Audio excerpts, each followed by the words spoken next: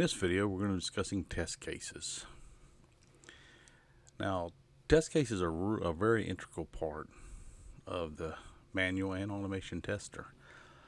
Think of it as kind of your roadmap, your guidance, and test cases come into play for test coverage, accountability, auditing, and also even for kind of a CYA, cover your ass type scenarios. Now, there's different utilities that are used. The two main ones are ALM, Application Lifecycle Manager, and MTM, Microsoft Test Manager. Now, there is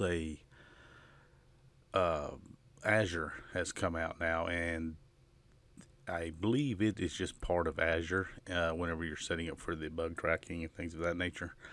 But it's still just the Microsoft Test Manager. It looks a little different, and but it still kind of functions the same. So if you use Microsoft Test Manager, you'll be able to use the testing, what they use for testing in Azure.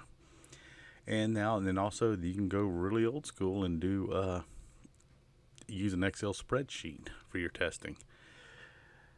Now, because the main things you need for a test case is the test ID, the test name, the steps of your test, and the expected results for each step that's executed. And now with the test ID, if you're doing Excel, you would create your own numbering system. But like ALM and MTM, they'll kind of generate those whenever you create a new test case, or if you copy a test case over. Now, test cases, I've worked in a few places where they were kind of they weren't, I don't think, implemented in a really good way. And what I mean by that is, if you write out your test cases in such a way, they actually are multifaceted. And what I mean by that is, auditors can use them to see what was tested, how it was tested, and they're also going to be used for a good training tool for new hires. New hires come in. You can set them down, in their kind of first few days, they're kind of getting acclimated to the product. You can say, hey, new person, come on over here, sit down, and execute this sequence of test cases. Just walk through the steps and just follow along with the product. We've got you set up and you're launching it. And if you've done your test plan and your test suites correctly, you could have it kind of start where they're doing like the basic things with the product, and then they get into more advanced as they learn. And also another good feature is that if your test cases are written up well, and say you get into a crunch time and you need to pull in other resources from other teams or other departments, and they just don't have a lot of experience with the area you're working in, if the test cases are well written out, then they can sit down and work these, and they don't need to use resources on your team because they're assisting you and they don't have any idea of the product. They can sit down and go, oh, okay, I can just read through here and go.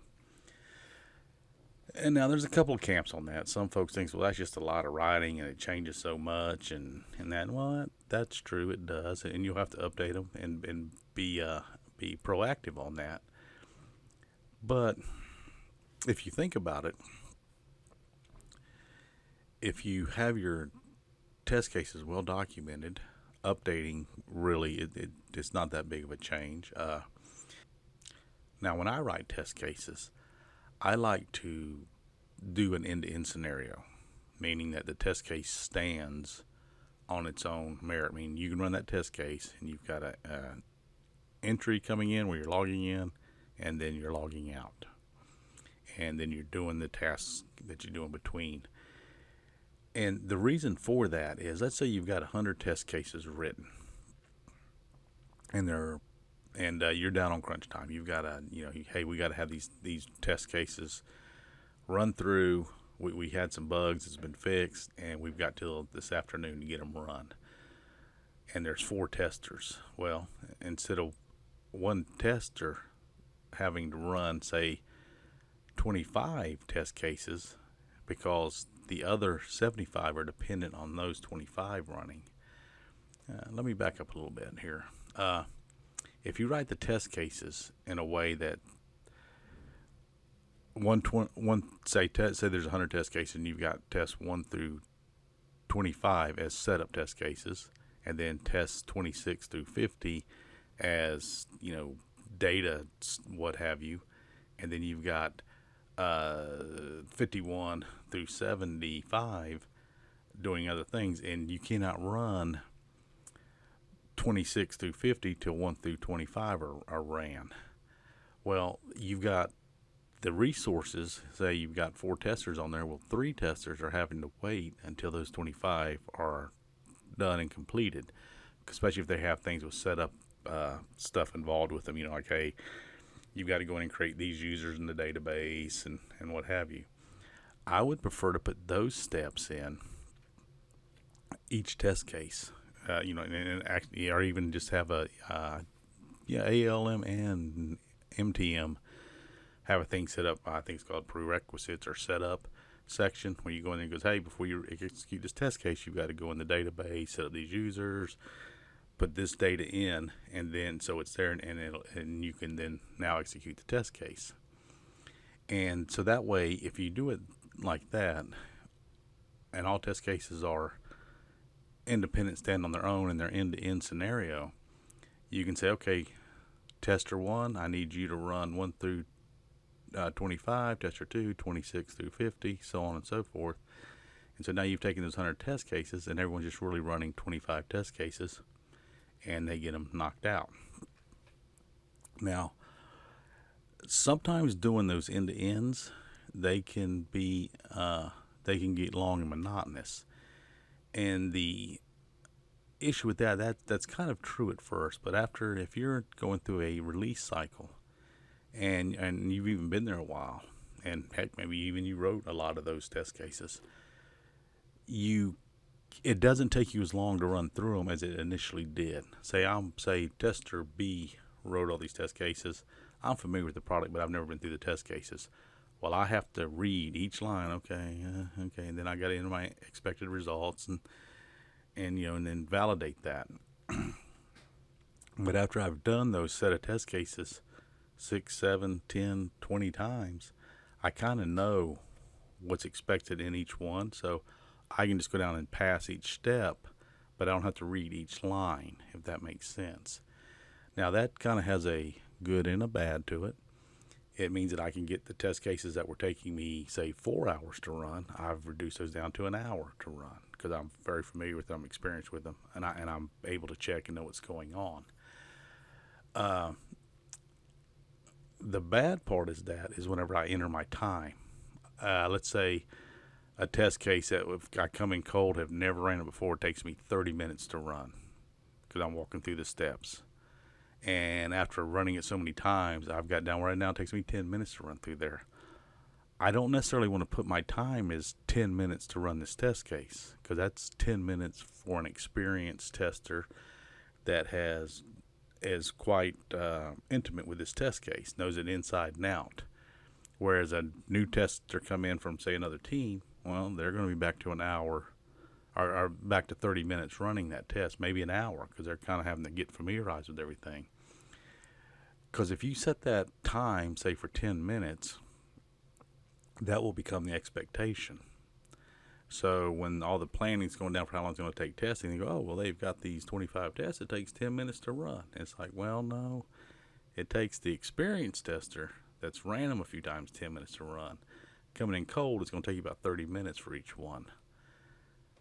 So if you set that expectation down lower, and then that kind of becomes the expected, well, in the QA, you're always going to be, it's going to appear like you're not really getting stuff done, or it's taking you forever to get stuff done, and that's just not the case. So just keep that in mind whenever you write up your test cases. Now, when you write them up and you give the name and you start doing your steps and your expected results, always put expected results in, even if it's go to the URL of the product you're on. Okay, I go there. what's the expected result? Well, the expected result is you go to either the landing page or the home page, or what, some page. And I usually put that link in the expected result. This is where you're expected to go, and this is what you're expected to see there. Because if you don't do that, if you go, hey, click on the URL, or enter this URL in to go to your product, and it goes to kind of your product, but it's not the page that URL should be going to. If you've never run it and you're not familiar with that, but it's going, oh well, yeah, that's our site. You may go, okay, well maybe that's where we're supposed to go. You see what I mean? So you can kind of go, well, was that a failure? Well, yes, it is a failure because there's no expected result. I don't know to mark it down. Now, you can go, well, come on, you got to use a little common sense. Well, that's true. But some people sit there and go, wait a minute. I enter it in. I'm not going off to like just some unrelated link. I'm going to our site, but I'm going to this page instead of this page. So the normal person is going to go, hey, hold on, let me go check this out. Well, see, that takes time and eats up time. Or if you had that expected result in there, they're looking and go, oh, that's not right. I'm failing this test. So this has got to go back to dev and get updated. Okay, so that's what's important about having the expected results. I've worked in some companies where the test cases are written from a perspective of someone very experienced, and they'll just have one step in there that says verify these pages. Okay. You know, our verify the login page is there. Okay. Well, the login page is there, but there's nothing on it. It's all blank. And passwords above username. Are we trying to start a new trend or something here? You know, because you usually have a username and password. So, to me, anytime I see one step in a test case, to me that's not a test case. That's just a checklist.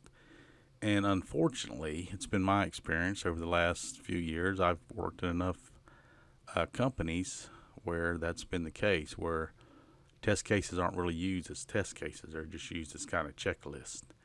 And I understand how this happens. You get deadlines and pressures and stuff just moving all the time. There's changes. And this is more in the agile world than in the waterfall world.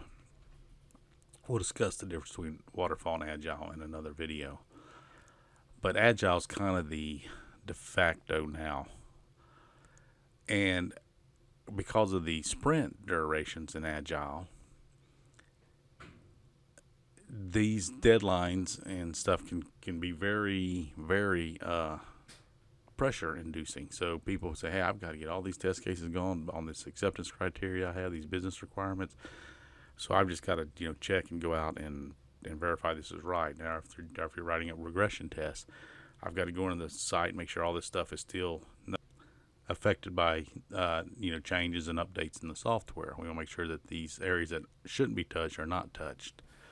So that's why the importance of writing up a test case, like thoroughly writing it up. Like, hey, go to the URL. When I get here, I need you to go here. I need you to do this, and this is what's expected. Step 2, now I need you to go here, enter in this, do this. This is what's expected.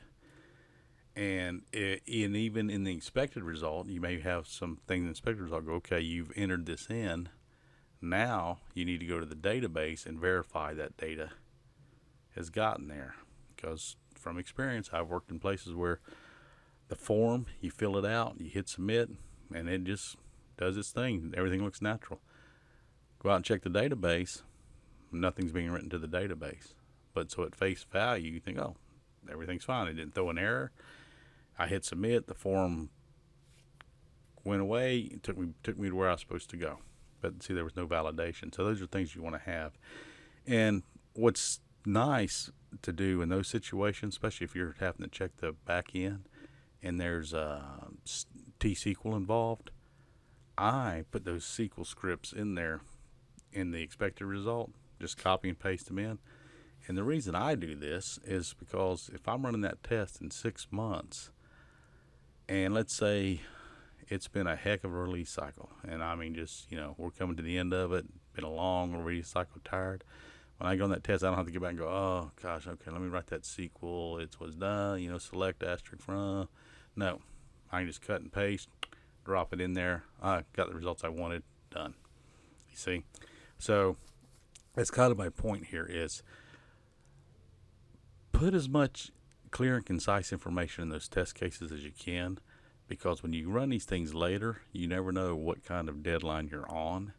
And the less you have to do and the more information that test case provides to you, like setup, maybe some screenshots of what it's supposed to look at, and you got little arrows pointing, oh, okay, I've got, this is what I'm supposed to see, and this is what I'm seeing, I can just move on.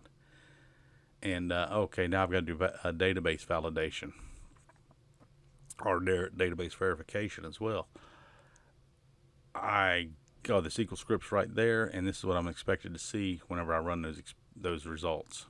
And so that just kind of helps everyone in the long run, and it'll definitely help new hires coming in, because they go, oh, okay, all right, I see, okay, I'm getting familiar with how this database is. Because honestly, I've got 15 years of straight SQL Server database experience, writing statements, joins, 2, 3, 4 tables, and other various SQL stuff. But anytime I go to a new company, well, I've got to learn their table names and their column names and kind of what the relation is on the database. Whereas if that's already in that test case, and I can kind of learn it from there, like, okay, these table names are starting to make sense to me. And that helps when I go to write other things. So that's why I'm pointing out why test cases can be very valuable to a new hire. And in the same vein for auditors.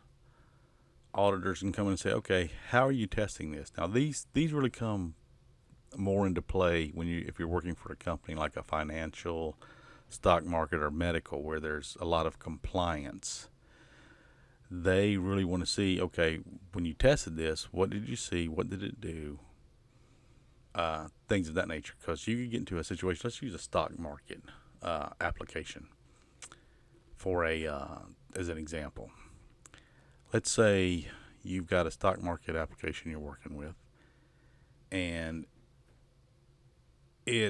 everything looks good whenever you're testing from face value, but if you sit down and do the math, you kind of notice, oh, this transaction is going through, and it kind of looks okay, but it's 2 or 3 pennies off. Now, normally it's 2 or 3 pennies. Well, I'll tell you right now, customers and clients, they're going to be very upset, because you have to think of it in terms of, what if they're doing transaction where there's hundreds of these transactions per deal? Like they're going in there buying several hundred shares of the stock, and each transaction is 2 or 3 pennies off. Well, that adds up over time. They're going to get very upset about that. So that's why it's important that you have that as detailed as you can in that test case. Hey, this is the way I ran it. This is the way I did it. Now, I've encountered situations as well where I have wrote up a test case, and we did it the way we expected it, or the way that we normally do it. And it gets released out into the field, and the customer comes back and says, hey, we're getting an error. You are? Well, did you test this? Yes, we did, and it passed. Okay, let's go see how it was tested. Let's pull up that test case. They look at the test case and they go, oh, you were clicking here and here, but the customer's not. They're going up here and going, and we go, oh, well, that's a small subset of customers that do that, but that's why we didn't account for that. So now let's take and write up another test case for that scenario, so we can cover that. And the thing is, think about if you didn't have that documented in the test case how you were doing it, how long it might take for someone to figure out what the difference was. Because it may be, hey, when I do it, I don't get the error, still don't get the error. And the customer goes, well, I'm doing it, and I get the error. And you kind of go down this road of, well, maybe it's your browser, maybe there's something cache, maybe it's your operating system, maybe, it's just, you're trying to troubleshoot and figure it out. When really the first question you should do is get on the phone with the customer and say, okay, let's walk through I'm logged in, you're logged in. Tell me where you are in context, and let's walk step by step through this application. And you're walking through, and they're telling you to click here, telling you to click here, and then all of a sudden they go, now go up here, and you go, oh, okay. I'm gonna go up there and click, and sure enough, I get the error. And so you ask the customer, well, okay, let's redo that. But instead of going up there and click, go down here and click. What happens? Oh, it works fine. All right, thank you. We resolved that. So you see, and as you go into your testing career, you'll get more and more experience with that whenever you are working the bugs reported from support that are being logged by support. Customer calls in, hey, I'm having this problem. The support person logs it up. The bugs go in, and you'll be reading the bug, and you're going like, oh, okay. That's how they click through there. All right. Also, whenever you're creating test cases from business requirements, you need to really put a lot of attention and focus there, because sometimes you can get requirements that are written with a lot of ambiguity with them. So it's good for QA to be involved in this process. In the meetings after as they're being gathered, or shortly thereafter before they're signed off on. I was working for a employee benefits company one time, and where you really had to be careful in your requirements was you also had to write your test cases for them to be compliance aware. And what I mean by that is I was working in the contributions section, and there was a stipulation for contributions for 401k plans, IRAs, and things of that nature, that people at 50 and over could contribute up to $6,000 a year. People under 50 could only go, I believe it was 3,000 or 4,000, somewhere around there. But the caveat to that in the compliance and the federal law that came out, and this was missed. This was missed by Dev, QA, the management, business analyst.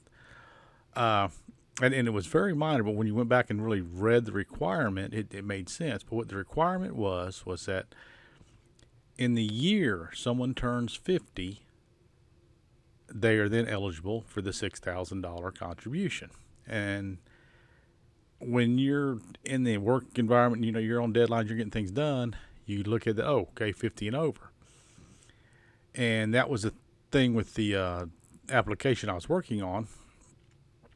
And it was a web application, was when you pull up the profile, they had the age of the participant there. And it would say, it actually gave the age and the month. It'd say, 49.5 months old, what have you. Well, if you didn't read, and which this kind of bit us, we didn't see it until after it was out in the field or had been released, was that the requirement stated it was in the year that you turned 50, meaning if your birthday was in December of, let's say, 2020, your 50th birthday was in the December of 2020,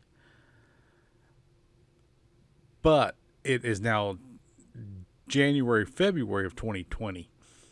You didn't have to wait down all the way to your birthday came. It was if it was within that year, and it was January 2020, you didn't have to wait till December of 2020. You were eligible in that calendar year. Well, and I can't remember how long. It was out for a few months, and someone finally said, "Hey, I'll be turning 50 this year, and I'm not able to put in I'm not able to put in the $6,000 contribution." So we went back and we looked. And we said, "Well, that doesn't make sense. I mean, I'm testing users that are 50, what have you. And I can see that their age is 50." And finally we said, "Well, let's try someone 49.5." And sure enough, they could not put the contribution to be 50 and over. And then that's when it got, oh, that's right. And what really tripped us up at the time was it was a new law. And it wasn't in 2020. I'm just using that as an example. I can't remember. This was like in the early 2000s that they had it where it was called catch-up contributions. And the stipulation around it was that it was in the calendar year. If you turned 50 any time in that calendar year, you were eligible. So you didn't have to wait to the day after your birthday. So those are things to really be careful of, and they actually even highlight sometimes whenever you're writing your test case, putting that step, hey, and give that explanation if you have to put the requirement in there. And a lot of test case creation applications like ALM, MTM, they allow you to bold things, color code things, and that's what I recommend doing. And even if you're the only one in there that's really running these, because I was kind of at that when that went down in the early 20s. The company I was with, we were just kind of coming out of waterfall and moving into agile, and so our release cycles were quarterly, I believe. We didn't have them, weekly or at the end of each sprint. They were still kind of in that waterfall thing. We had like a scheduled release cycle. That back in waterfall, you had like quarterly, semi-annually, or annually. So you get as much in you could in that whole year and stuff. So, and we'll get into the waterfall and agile differences in a little bit. But that's something to keep in mind, is to really, if you're, especially if you're going to be in a company that is heavily reliant on compliance, like the medical field, make sure you know the federal, state laws, that they're clearly documented in the acceptance criteria or in the requirement if you're working off BRDs, business requirement documents. So, and then one other thing on test cases too, and now that automation is becoming more and more prevalent, I've worked with automation for probably since the early 2000s. I think I started on Rational Robot, was a thing out by IBM, and there was a Segway Silk. And then, of course, I worked with Telerik and Selenium. And back then, automation was kind of on the forefront. It was really difficult to work with. Not a lot of companies rolled out with it. They try it, get so far. It worked best with companies that didn't have really that many release cycles. They had short staff, and it wasn't a big product. But even then, the maintenance of them were hard to keep up with. And as we get into more of our automation discussions, we'll get deeper into those subjects. But the test cases are, if you write them out correctly, those can also stand for the automation folks. And if you're the automation folk, if you're kind of like me, I'm kind of like I switch between manual and automation all the time because I have a lot of experience in both sides of the fence there. And but if you write your test up in such a way, the automation person can come in. They can come in and say, "Hey, I need to test this area. What do I need to do?" Well, you can say, "Well, go out to these test cases and just follow those steps." And now when you do that with the automation, of course you have to do it a little bit differently, but you still follow the lack of a better word, the spirit of the test, because things just not necessarily transpose over from the written word to the automation word. Even if you're using Gherkin, you still have to kind of adapt to it. But that's good enough for the automator to say, "Hey, yeah, I'm writing this test case, kind of how these steps are laid out, and then also I'm verifying the same as the expected results."